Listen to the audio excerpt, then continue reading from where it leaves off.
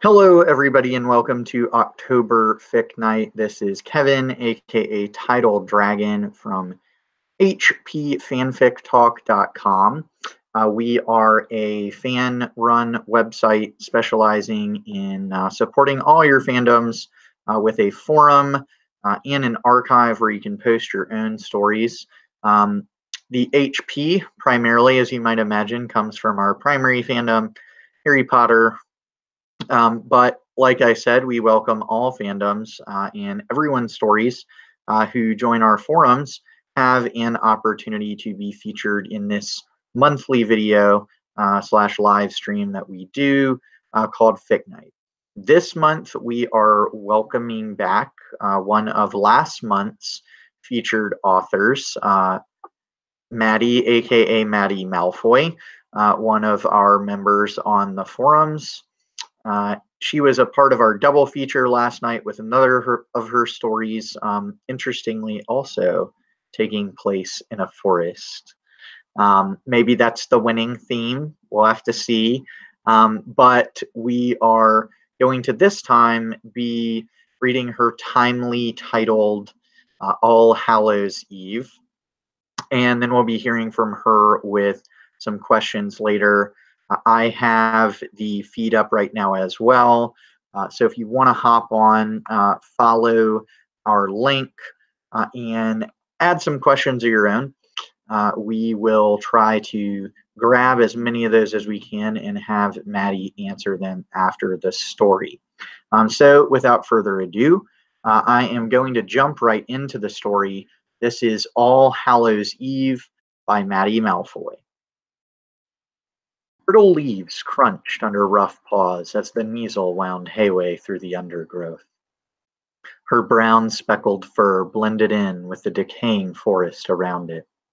An ear picked up a distant sound, and the Kneazle paused, listening for a moment, then continued on when it determined the foolish mouse would be snatched by an owl soon enough.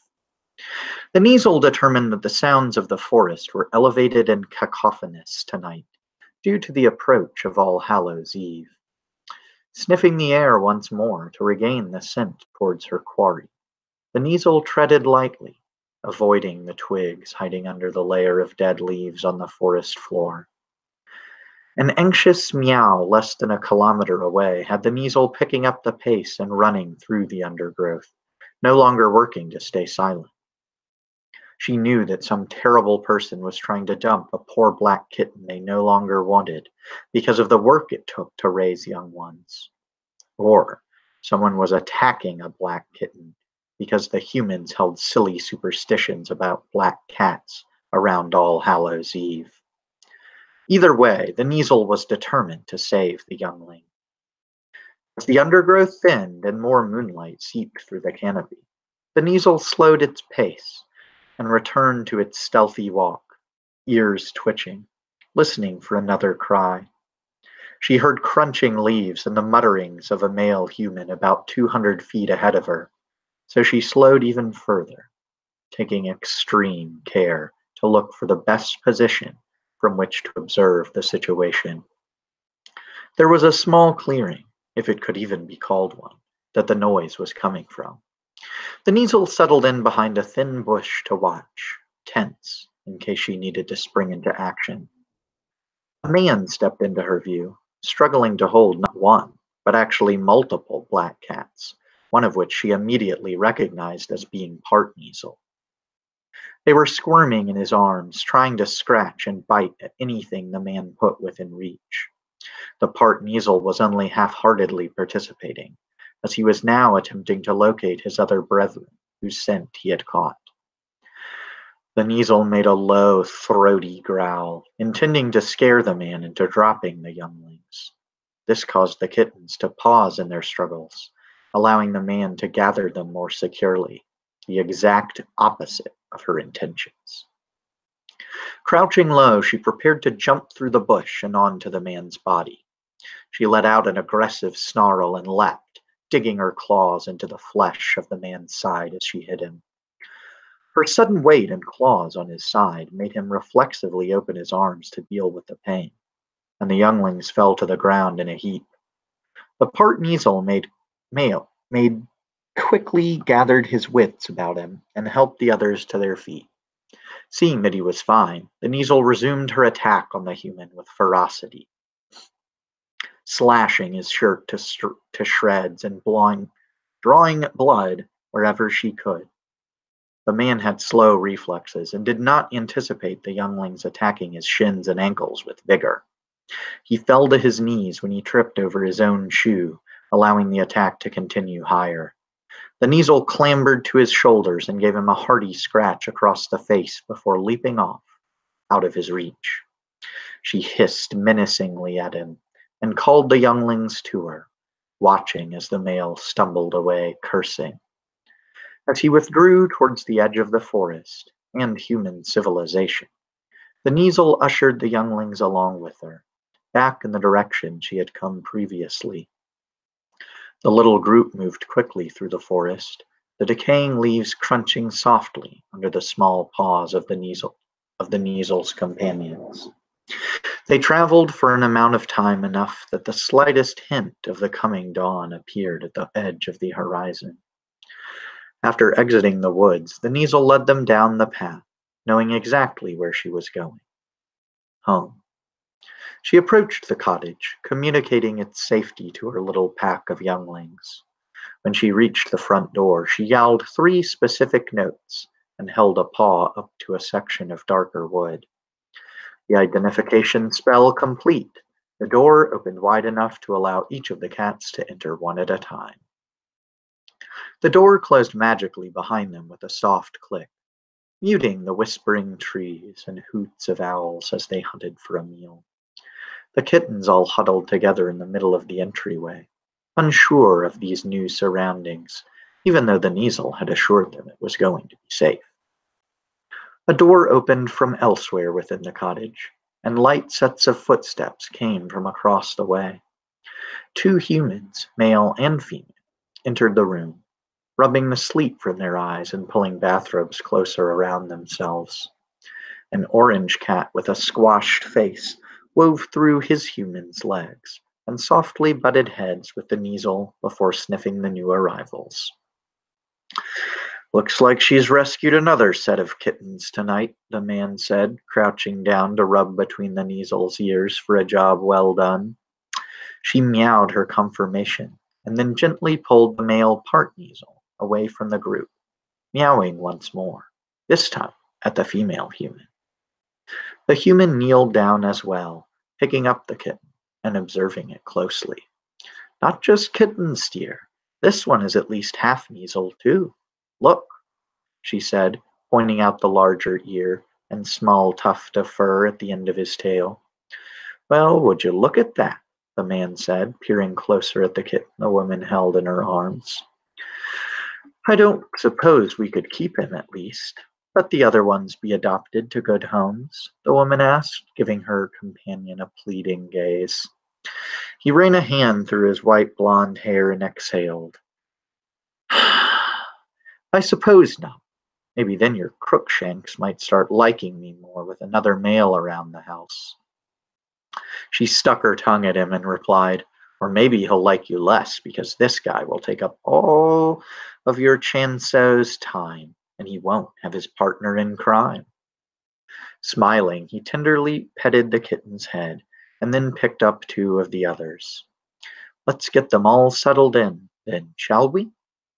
The woman grinned broadly back at him and picked up the remaining kitten in her free hand and followed her partner deeper into the cottage. Chanso and Crookshanks followed close behind, happy to be reunited once more. The following year, Chanso took her new youngling with her to rescue more black cats from worse fates around All Hallows Eve. They reveled in the crisp coolness of the air and the sounds of the night in the forest around them as they proceeded on their self-imposed duty.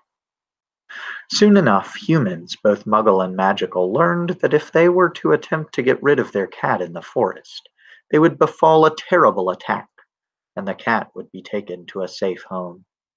The number of incidents eventually decreased to 0, and Chanso took it upon herself to venture into the nearby human settlement to check up on her fellow Measles and cats alike.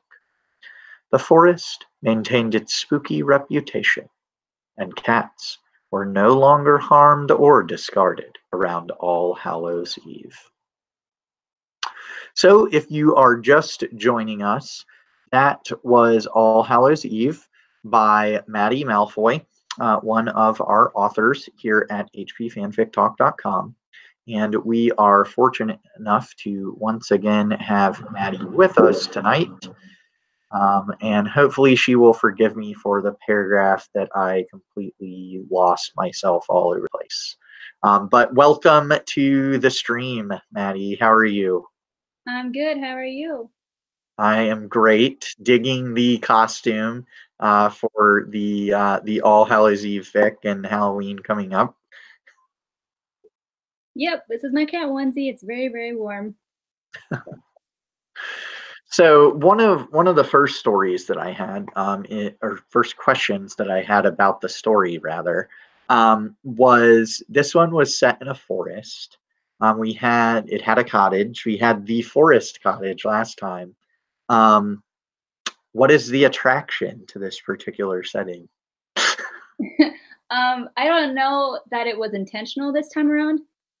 I was just like, all right, because so first of all, I wrote this story for Rumpelstiltskin, for the Interhouse Camaraderie Challenge, as part of the House Cup opener, as like the Perfects want to participate too, and I asked her what she wanted, and she was like, I just want something spooky.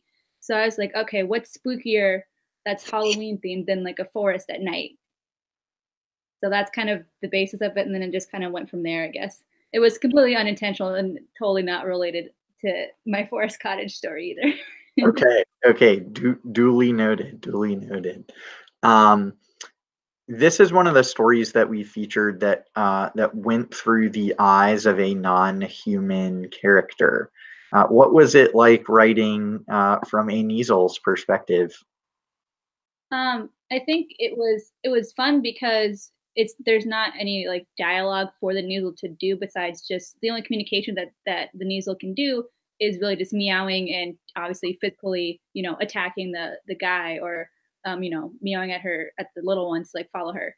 So it was a lot more interesting to write in that perspective, and also because I got to do more descriptive work than I would otherwise if it was about a human. Well, I think one of the things that I really enjoyed about the story was the description of the forest, which you really captured kind of that forest at night. I think that you're going for, as well as sort of both the sights and sounds of that. Did you have any challenges along the way in emphasizing more description in the story? There was a point where I was looking back when Chanso is in the house with owners. I was like, all right, where is it? Kind of. I wrote something originally, and it felt really, really awkward to describe for humans as like the male human and the female human. Like every single time I brought them up, so I was like, okay, that's kind of a weird thing to do. So that was really the only challenging part, was how do I work in the owners and the human owners versus just the other creatures. And how did you cook up exactly how the identification spell worked in the story to let her back in? Well, obviously Crookshanks is her brother or so whatever, and so obviously Hermione is one of her owners, and I'm like, Hermione is a really smart witch, so I'm sure she figured something out for Crookshanks, and then when she got Chanso, she was like, oh, I'll just let her use this as well since she's full Kniesel versus just part Kniesel. So it just kind of I flubbed it in there a little bit. Gotcha. Well, this is a slightly more mundane question, perhaps, but I do have to ask if Chanso ever got to eat in this journey. Got to eat? No.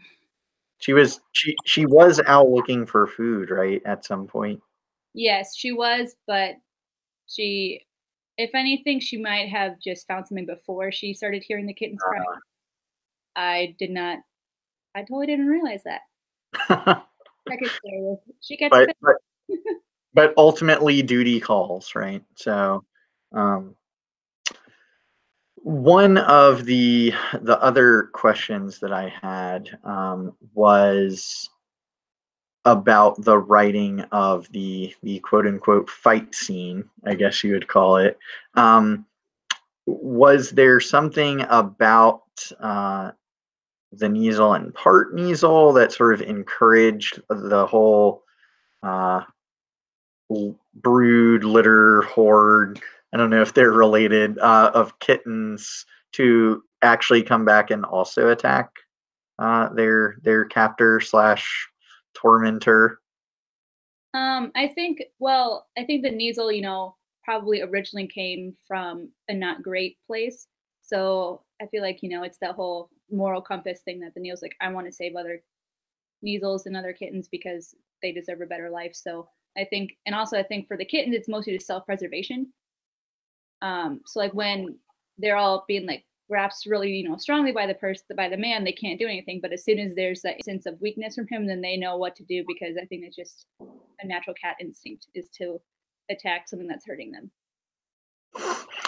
Or I also have to ask, are you a cat or a dog person? In light of this story. I've actually never owned either, but my roommate currently does have two cats and they're fine. But I also do enjoy dogs. But I think if I were to own one of them, I would own a cat. Why the cat? I'm always a cat skeptic, so Like, I love dogs. They're great. I love watching them, but they just take up so much energy. And as I'm a grad student, I don't have the time to really to have have to do all of that. And a cat is much more self-sufficient, things like that, and it fits better with my personality as well. fair enough. Fair enough. I do want to jump at you with a question that came from the feed right now, from Paula. Um, she first says she loved it very much, but she wants to know why decide to include the black cats and kind of their dark connection or alleged dark connection, I guess, to Halloween. Well, I was doing some research for the spooky blog post that the Perfects did at the beginning of this month, and I came upon an article that was about there's always all this superstition about black cats around Halloween and how way like not as much anymore, but a lot more in decades past, where if people had or if they saw a black cat, they would kill it or attack it and injure it because they thought they're so superstitious that if they saw a black cat, it's bad luck. I just kind of wanted to include that in my story because it's still a thing that happens today. Even though it's just a cat, it's not as superstitious. It shouldn't be a thing that makes you feel like you have bad luck. It's just an animal. Well, that is a good thing to shed light on too. I think I actually would not have known that people were still doing that to this day, other than like as a sort of, I guess, superstition thing rather than just mean people.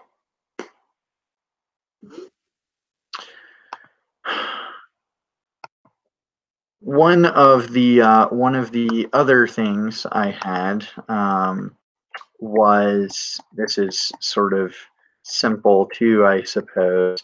Um, since Hermione is out there, are we safe in assuming that the male human is Ron, or are we departing into some Maddie headcanon in the rebuilding era? Well, if you look back at like the bottom third of the fic, there's a line that says he ran a hand through his white blonde hair. Oh, So you know what? my I little I remember that now. so I'm a big Hermione fan, so I was like, it could be Hermione or it could be, Ron if he's older. It can be whoever. I don't think I actually put um, characters in there besides Crookshanks and the Kneasel. So Right. When, besides up to interpretation for the most part. yeah, when I was looking back kind of preparing for this, of course, I went back to see, oh, I didn't before the story, but can I go back and cheat now and be sure of who these people are from the story shell? But you hit it from us well in the story, as well as in the story shell, obviously. And I guess I was distracted from the whole white blonde hair thing, since I decided, I was going to add a little running my hand through my own hair for our viewers. So well played. That was well tucked in. Thank you.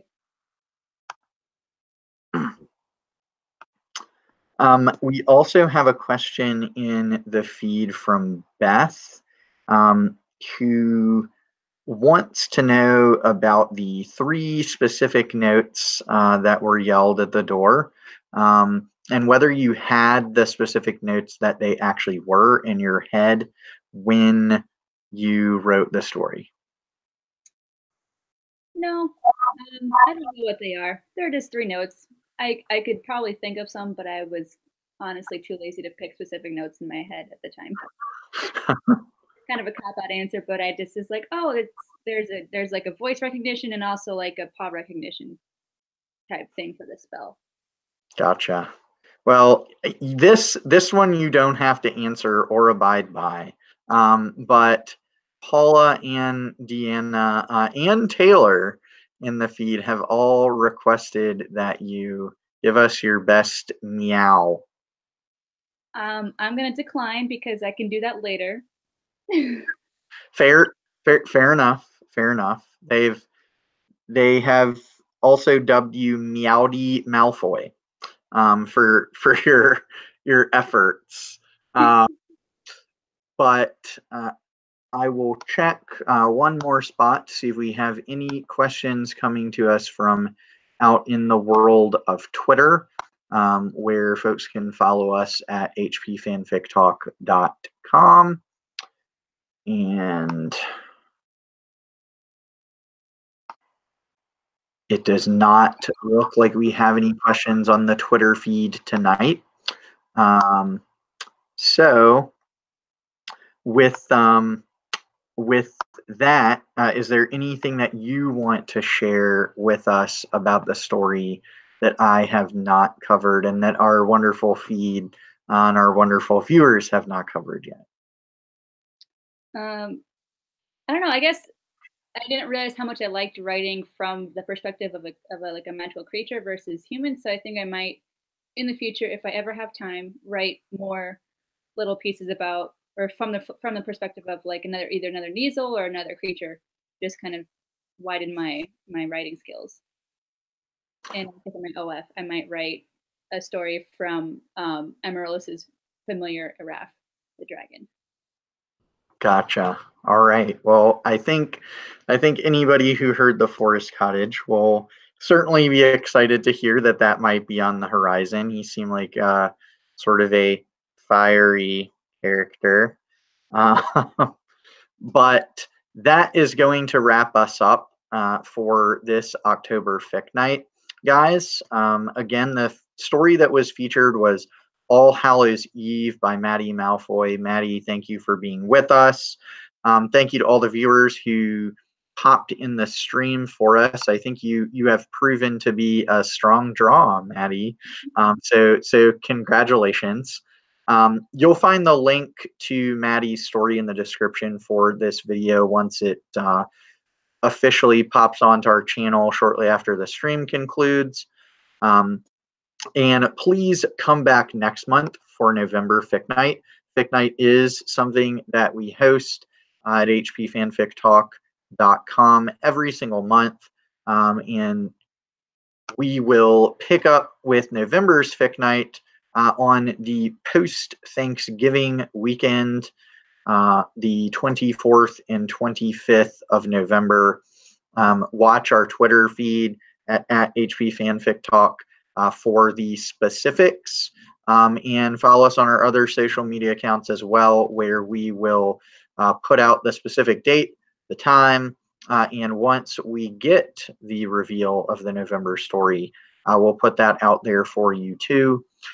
Thanks, Maddie, again for coming and writing your wonderful story. And thanks to all our viewers out there. This is Kevin, aka Title Dragon, on behalf of hpfanfic.com, signing off.